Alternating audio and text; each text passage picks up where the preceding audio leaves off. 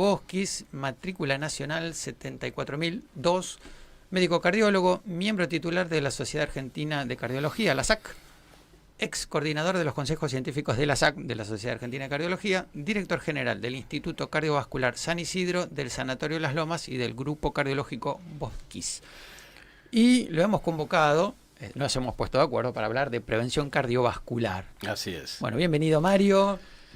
Bueno, ante todo es un placer estar acá, Guillermo, es un gusto, bueno, un lujo y un honor. Bueno, qué Así bueno. que bueno. Vamos a hablar de prevención cardiovascular entonces. ¿Y qué hablamos? ¿Qué queremos decir cuando decimos prevención cardiovascular? Mira, yo ante todo a mis pacientes le digo que soy preventólogo. Cuando Bien. se sientan, no bien se sientan, le digo yo soy preventólogo y me miran, se quedan mirándome y dicen, muy bien doctor, explíqueme ¿De qué se trata? de qué se trata, la misma pregunta que me has hecho. A ver, cuando nosotros hablamos de prevención cardiovascular, podemos dividirla en dos. Podemos decir que existe una prevención primaria y una prevención secundaria. Bien. ¿Qué es una prevención primaria? Es toda persona que viene al consultorio para hacer una consulta cardiovascular que aún no tiene ninguna patología cardiovascular, no está enfermo, está sano, quizás es el que viene a hacer el famoso chequeo, que muchas veces nos dicen, vengo a hacer un chequeo, vengo a hacer el apto físico, Claro. Me manda mi mujer, me manda mi marido, ¿no? Sí. Eso es bastante frecuente de escuchar. Bueno, pero está bien que alguien los mande. Exactamente. Si llegan, está bien que alguien los mande. Así ¿no? es. Y ahí es donde entonces hacemos lo que llama la prevención primaria. Vamos a otro tema que sería la prevención secundaria. Ahí ya el tema es un poco más complicado. ¿En qué sentido? Yo le digo a mis pacientes es que ya, chocó el automóvil, para decirlo de alguna manera clara para que se entienda. O sea, ¿qué significa? Aquel que tuvo un evento cardiovascular. Cuando nosotros hablamos de eventos cardiovasculares, generalmente nos estamos refiriendo a, por ejemplo, un famoso, que se llama, todo el mundo lo conoce, el famoso accidente cerebrovascular. El ACV, un infarto agudo de miocardio, algún problema en las válvulas del corazón, algún problema en el músculo cardíaco, o sea, lo que llamamos miocardiopatías. Pueden consultar por trastornos del ritmo cardíaco, que son las arritmias. Bien. Entonces ya tenemos un paciente con patología y lo que hacemos son, obviamente, tomamos medidas, siempre en prevención, uno toma medidas para evitar que el sano se enferme, o el que está enfermo que vuelva a tener un nuevo evento o que obviamente recupere el estado de salud. Claro, bien, a la par que hace un tratamiento, ¿no? Por supuesto, porque ahí viene dependiendo el paciente que se nos sienta adelante. Obviamente lo primero que hacemos es, los cardiólogos nos gusta investigar los factores de riesgo. Sí, es el ABC, ¿no? Es el ABC. Es el ABC de la cardiología. Yo siempre le digo a los residentes de cardiología con los que trabajo que lo primero que anotan en la historia clínica son los factores de riesgo. Así es. Dice, ponen nombre, apellido y paciente masculino, factor de riesgo. Está. Así es. Vos sabés que yo les cuento muchas veces la historia de dónde surgen los factores de riesgo, porque hay un estudio muy conocido dentro del mundo cardiológico y te diría hasta dentro de la medicina, que se llama el estudio Framingham. Sí. El estudio Framingham es un estudio que llamamos epidemiológico, es un estudio que se ha hecho en grandes poblaciones, se hizo después de la Segunda Guerra Mundial en la ciudad de Framingham, en Estados Unidos, que es un pueblito cerca de Boston, en donde estudiaron a cerca de 1000 familias aproximadamente. Dijeron, miren, los vamos a seguir durante muchos años. 10, 20, 30, 40 años. Y los miraban con los ojitos muy grandes y decían, ¿cómo van a hacer eso? Ustedes no se preocupen, los vamos a ver con una periodicidad determinada y les vamos a medir la presión arterial, vamos a ver sus niveles de colesterol, vamos a estudiarlos de arriba abajo. Bien. Y a lo largo de los años vamos a ver qué pasa.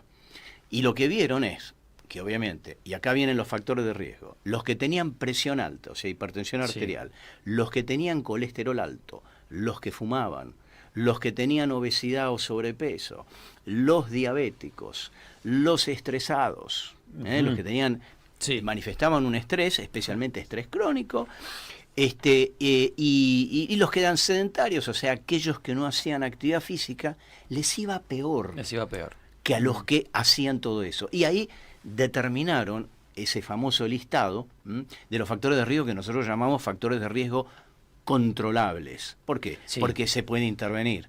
Tal cual. Porque existen otros factores de riesgo que es, ¿cuál? A ver, por ejemplo, la edad. A mayor edad, mayor probabilidad de enfermedad cardiovascular. Sexo masculino. Sí. En general el hombre tiene mayor... o tenía, eso es un tema que después podemos hablar, ¿no? Sí, estuvimos hablando, ¿sabes? Con la doctora Judith Silverman, que hace cardiología de la mujer. Sí, y bueno. ella también comentaba esto. Es como una subespecialidad de la cardiología, la incidencia de problemas cardiovasculares en el hombre y en la mujer, que hoy en día son prácticamente los mismos, Tal cual. ¿no? Y después, obviamente, la genética. Entonces, también. a partir de ahí, y como vos decías al inicio de la nota, sin duda, el ABC para nosotros es definir todos los factores de riesgo cardiovascular que tiene un paciente. Bien. Así empezamos. Bueno, y entonces todos estos que fuiste mencionando favorecen que tengan algún evento cardiológico. Así es. En distinto porcentaje, y a más factores de riesgo, mayor es el riesgo también, ¿no? Y es una sumatoria que te diría que se transforma en un cóctel explosivo. Claro. Muchas veces y en forma aritmética, o sea, no de sumatoria, sino aritmética. Por ejemplo, a ver, para darte un ejemplo como muestra, hipertensión arterial. Sí. La hipertensión arterial es la primera causa de accidente cerebrovascular, por lo menos lo sabemos eso en la Argentina, casi el 80% de los accidentes cerebrovasculares, que es para la gente que nos escucha y para recordar, cuando una arteria en el cerebro se obstruye, o sea, se tapa por un coagulito, parte del cerebro queda sin irrigación y se produce como un infarto, como lo que sucede en el corazón, lo mismo sucede en el cerebro, y eso se llama ACV isquémico, que es el más frecuente, porque hay otro que es cuando una arterita se rompe y da una hemorragia, la sangre extravasa y da un ACV, también obviamente lesiona el cerebro, pero hemorrágico, pero el más frecuente es el isquémico. Bueno, el 80% de los pacientes que tienen un ACV de tipo isquémico tienen hipertensión arterial. Y lo que es más problemático, la hipertensión arterial, de hecho la llamamos el asesino silencioso, porque a pesar de lo que, como mito, mucha gente cree que la hipertensión da síntomas. La gran mayoría de los hipertensos no tienen síntomas. No tienen síntomas. Es que hasta los médicos, algunos hemos dicho que sí dan síntomas. Tenés cefalea, tenés epistaxis, te sangra la nariz, tenés los ojos rojos. Todo eso puede ser sintomatología de hipertensión arterial, sin duda. Son los menos, y a la gente enseguida decimos, ante la duda tómate la presión. Tal cual. Pero acá está el otro problema. En general, la gente no se toma la presión. Claro. O sea, es un tema que cuando uno pregunta en el consultorio, ¿cuándo fue la última vez que te tomaste la presión? Se te queda mirando. ¿No? Sí. Y es un gran problema. Y yo creo personalmente que cualquier ocasión que uno va a un médico, tiene que ser un momento para tomar la presión arterial. Tiene que ser, dermatólogo, oftalmólogo, cualquier especialidad, aunque no esté ligada a la clínica médica o específicamente a la cardiología o alguna especialidad muy afín que generalmente toma la presión, tiene que ser una muy buena oportunidad para chequear la presión. Sí, porque aparte no sabemos cuándo vuelve el paciente. Así que hay que controlarlo lo mejor posible. A veces los tiempos de consultorio no nos ayudan, pero habría que tratar de poder dedicarles el tiempo suficiente a cada paciente y también tomarles la presión en cada consulta. Bien, bueno, habíamos dicho factores de riesgo prevenibles y no prevenibles, o modificables. Exacto. Bueno, y de los modificables, ¿qué podemos hacer? Bueno, a ver, obviamente yo creo que lo importante es que la persona que nos viene a consultar, en el poco tiempo que tenemos para la consulta, hagamos un poco de docencia. Claro. ¿No? Porque vos fíjate que en la consulta tenemos que escuchar al paciente, escuchar todo lo que nos dice, tenemos que revisar al paciente. Los cardiólogos hacemos muchas veces un electrocardiograma, no necesariamente en todas las consultas, pero es el ABC para nosotros. Y nos sentamos a hablar con el paciente. Entonces, yo lo que te diría es que hay digamos, elementos esenciales que no pueden faltar. Tan esenciales son que, por ejemplo, los norteamericanos los han llamado los 8 elementos esenciales. Los 8. Los 8 elementos esenciales para mejorar y prolongar la vida. Vamos a poner acá 8 elementos. Claro, entonces vamos a ver, por un lado, lo que uno habla con los pacientes, hay 4 de ellos que no deben dejar de saber, que son parámetros biológicos. Y son muy sencillos. Primero, índice de masa corporal. Bien. Yo les digo a todos mis pacientes, ¿qué índice de masa corporal tiene? Algunos sí, claro. me dicen, Doc, sí, tengo 25, tengo 30. Bueno, para la gente que nos escuche, que quizá no lo sepa, obviamente es una medida de de sobrepeso o de obesidad. Claro. Cuán gorditos o no estamos. Claro, relaciona la altura con el peso. Sí, exactamente. A ver, es muy fácil.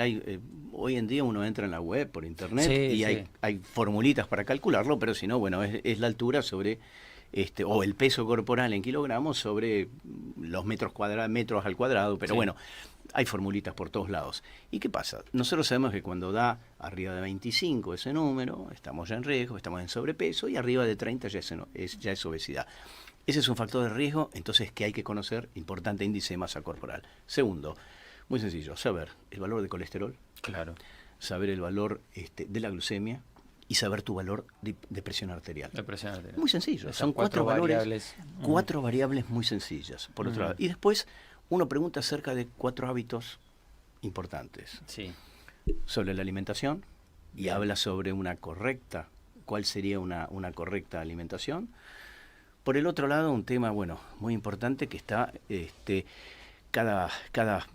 todos lo hablamos y todos la conocemos, que es la actividad física. Bien. Que es un gran problema. ¿Por qué? Porque en la Argentina somos muy sedentarios. Sí. De hecho, en las consultas que se han hecho, por ejemplo, por el Ministerio de Salud Pública en su momento, hace unos 4 o 5 años, que se hicieron consultas acerca de factores de riesgo, más del 60% de la población argentina se calcula que es sedentaria, o sea que no hace actividad física. Entonces, salir a hacer actividad física. Otro, la causa más importante, te diría, en cardiología prevenible de enfermedad, el tabaquismo. Entonces, como hábito, dejar de fumar. Dejar de fumar en absoluto. En absoluto. No existe la fórmula mágica o el número mágico. No. A veces nos preguntan, ¿cuál es el número mínimo de cigarrillo que puedo fumar para que no me haga daño? Cero. Hay que ser categórico ahí. Exacto. Nada, en absoluto. Bien. Y el cuarto, que no es tan conocido, pero cada vez estamos hablando más, los cardiólogos hablamos mucho, los neumonólogos ya lo hablan desde hace algún tiempo, que está relacionado con las horas de sueño. Ah, claro. El sueño se ha convertido casi en un nuevo factor de riesgo cardiovascular, tanto el exceso de sueño como la falta de sueño. Sí. Y entonces, el número, seguramente todos lo quieren saber, se dijo entre 7 y 9 horas. ¿No? Diarias para dormir. Diarias. Eso sería lo recomendable. Quien pudiera, sí, ¿no? pero es lo recomendable. Se ha visto que está relacionado alteraciones en el sueño con hipertensión arterial, con diabetes. Con diabetes, sí. Y algunas otras enfermedades crónicas también complejas que no nos da mucho el tiempo de hablar, como apneas de sueño, etcétera, problemas respiratorios. Sí. Ahora, vos sabés que lo interesante, que estos 8 parámetros que yo te nombré, se les ha puesto como una métrica. O sea, ¿qué significa? Se trató de, en un estudio muy interesante que se hizo hace casi 10 años atrás, primero se le preguntó a los pacientes quién cumplía todo esto a la perfección. O sea, cuando hablo de una buena alimentación, hablo de una buena alimentación, sueño. Sí, controlar el nivel de sodio, la todo lo que uno puede hablar. Exactamente. El 1% de los entrevistados cumplían los 8. Solo el 1% de miles de pacientes. Sí. Entonces, fíjate, todo esto tan sencillo que de alguna manera no estamos haciendo un buen papel. Ni los médicos, que somos los que tenemos que dar el consejo, ni los pacientes, que lo cumplen. Todo esto, se está tratando de revertir y te diría darle como una vuelta de tuerca para que en todas las consultas cardiovasculares no falte un consejo acerca de cada uno de estos tópicos que te dije. Perfecto. Estoy viendo a ver si están las redes ahí, no me acuerdo si está de cada una de las nuestras. Porque si no, ¿dónde lo pudieran encontrar en redes para poder ampliar estos temas? ¿Dónde se los puede seguir? Sí, yo tengo un Instagram que se llama Dr.MarioBosquis, B larga O-S, K de kilo, I-S. Y un Facebook para los que no están tan cancheros con el tema del Instagram. Los mayores de 50. Seguimos Facebook. Y yo lo manejo y lo contesto. Perfecto, perfecto. ¿Y cómo es ese Facebook? También Mario... Sí, es doctor Mario Boschis. Doctor Mario Boschis. Exacto. Muy bien. Una cosa que me interesa, porque uno habla de prevención primaria y secundaria y de no ser sedentario, hacer actividad física. ¿Aquel que ha tenido un evento cardiológico puede hacer actividad física? Absolutamente, de hecho está indicado. Está indicado. Entra en prevención secundaria y hay distintos planes que uno entra, ¿no? Lo que uno tiene que saber es que aquel que ha tenido un evento cardíaco, por ejemplo un infarto, puede hacer una vida muy plena y puede hacer actividad física. Obviamente se hacen estudios que determinan cuál sería tu capacidad funcional, o sea, hasta dónde lo podés hacer, y se hace una prescripción de ejercicio de la misma manera que uno prescribe un medicamento, pero desde el primer momento, ya te diría, del momento del infarto, a las pocas horas ya lo hacemos sentar al borde de la cama y quizás a las 24 horas o 48 horas ya está caminando, movilizándose. El ejercicio es un medicamento. Es un medicamento, sí. Doy fe porque a mí me gusta hacer. Corro desde hace muchos años y sí, aparte contra el estrés también, ¿no? No solo con controlar el peso. El ejercicio, todos hemos escuchado el tema que libera endorfinas, ¿no? Sustancias que nuestro propio cerebro elabora que nos hacen sentir bien. Así que nada como una buena actividad física como para sentirse mejor, para estar mejor. Así que muy sin bien. duda. Bueno, Mario, nos estamos quedando sin tiempo. Por suerte dimos tus redes. Ahí está, mirá, se ven en pantallas tus datos, por lo menos. Ahí está también el Instagram. Así te pueden seguir ahí y poder ampliar los datos que vos empezaste a dar. Bueno, igual hicimos un pantallazo bastante interesante. Hay tela para cortar de cada una de las cosas que te dije. Sí, se puede hacer un programa de cada factor de riesgo y su prevención. Así que bueno, pero nos quedamos sin tiempo, nos tenemos que ir a la primera tanda.